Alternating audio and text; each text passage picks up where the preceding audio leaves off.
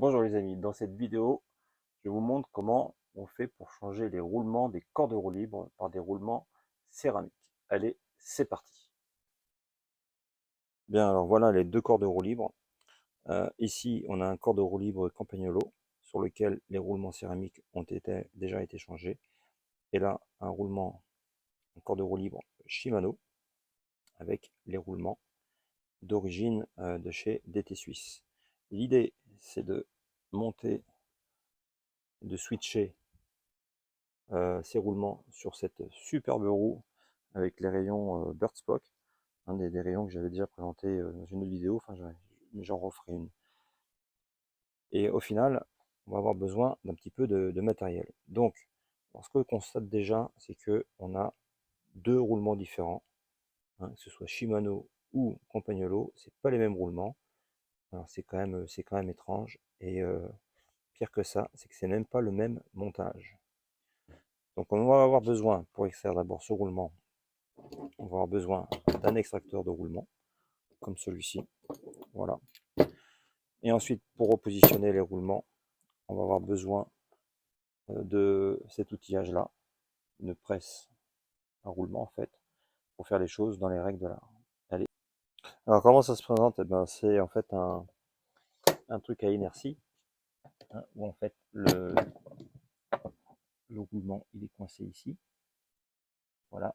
Là, on a l'accessoire au bout qui s'écarte en faisant un effet un effet griffe en fait, et qui s'écarte un petit peu sur à l'intérieur pour emprisonner le roulement. Et on va juste faire descendre. Voilà. Il faut que je tienne tout. Mais en gros, on fait ça comme ça. Hop.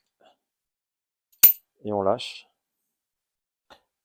Bien, alors il faut s'y prendre deux ou trois fois, c'est plus facile en posant la caméra. Et donc du coup, bien, nous avons le roulement ici qui est donc encore accroché à l'accessoire, qui nous a servi à l'extraction. Et on a ici une petite entretoise qui était à l'intérieur du corps de roue libre. Et qu'est-ce qu'on voit dans le fond? On voit en fait le deuxième roulement et, et on voit la patte. Je sais pas si on voit bien là. Voilà. Et là on voit le circlip de fixation en fait qu'il faut enlever. Et là le circlip du coup, je vais utiliser cette pince là. Je vais l'utiliser celle-là un petit peu à l'envers parce que d'habitude c'est plus pour écarter et j'ai pas la pince pour resserrer. Mais ça va le faire quand même avec cette pince là. Alors, maintenant que le circlips est enlevé, il faut extraire le roulement. Donc, on ne peut pas l'extraire par là. Donc, on va le retirer, en fait, comme ça, vers le haut. Et donc, l'idéal, en fait, c'est d'utiliser cette petite entretoise. On va juste mettre là, comme ça. Ça va pile sur le roulement. Et on va tapoter à la masse là-dessus, de façon à... Ainsi, voici le corps de roue libre totalement démonté. Totalement nul. La pièce, donc on voit une pièce, la pièce usinée. Ok. Et de quoi elle est composée en fait? Ben, des deux roulements, du circlips, de l'entretoise, de la petite rondelle ici. Et donc là, nous avons les deux nouveaux roulements céramiques. Donc la particularité chez DT6, il y a un côté du roulement qui est rouge et l'autre qui est noir. Rouge pour l'extérieur et noir à l'intérieur. En fait, c'est sur la propriété des joints qui sont probablement différents. Ici, on a on a les deux mêmes joints à faible frottement. À savoir aussi que les roulements céramiques en fait sont plus légers que les roulements en acier ou en inox, dans le sens où les billes de céramique sont beaucoup plus légères. Donc ce qu'on va faire maintenant, c'est qu'on va bien enfoncer ce roulement dans son logement. Donc c'est un roulement 6902. On met la cale 6902 ici. Cette cale-là, on la met de ce côté-là. Voilà. On va mettre le corps de roue libre en appui. On va mettre le corps de roue libre en appui là-dessus. Et ensuite, je vais reprendre ce morceau-là pour visser de l'autre côté, de façon à ce que le roulement vienne s'insérer dans le fond de ce logement. Et on voit ça tout de suite. Alors voilà, ça donne un machin comme ça. Et là, maintenant, il faut juste serrer. Et puis, dès qu'on sent une résistance, ça veut dire que le roulement est dans le fond de son logement. Et une fois qu'il sera dans le fond de son logement, eh bien, on remettra la petite entretoise là.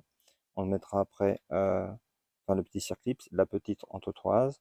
Et puis, on montera le dernier roulement. Et de la même façon, on procédera avec cette presse à roulement. Voilà, le circlips est dans son logement. Maintenant, on met l'entretoise. Et puis, juste le dernier roulement à mettre par-dessus.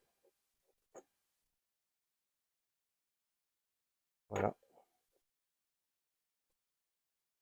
Et là, comme tout à l'heure, on utilise la presse.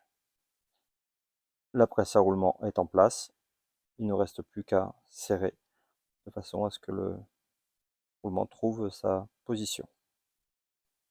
Juste un point très important, quand vous serrez, il ne faut vraiment pas serrer trop fort, parce qu'en fait, sinon, les deux roulements viennent en appui sur l'entretoise, et en fait, ce qui se passe, c'est que au niveau du jeu de roulement, on sent que ça tourne moins bien, donc il faut vraiment, dès qu'on sent que ça force un tout petit peu, tout de suite arrêter, de manière à ce que le roulement garde une belle fluidité. Là, c'est le cas, je peux bouger l'entretoise à la main à l'intérieur, et sans que pour autant il y ait du jeu, donc voilà, là c'est très bien, c'est parfait. Bien, cette vidéo est terminée, mais j'espère qu'elle vous aura plu, que vous aurez appris des choses concernant le changement de roulement pour mettre des roulements en céramique. N'hésitez pas à revenir vers moi si vous souhaitez faire ce type de montage. Très peu de mécanos de toute façon font ce genre de mécanique. Allez, à bientôt!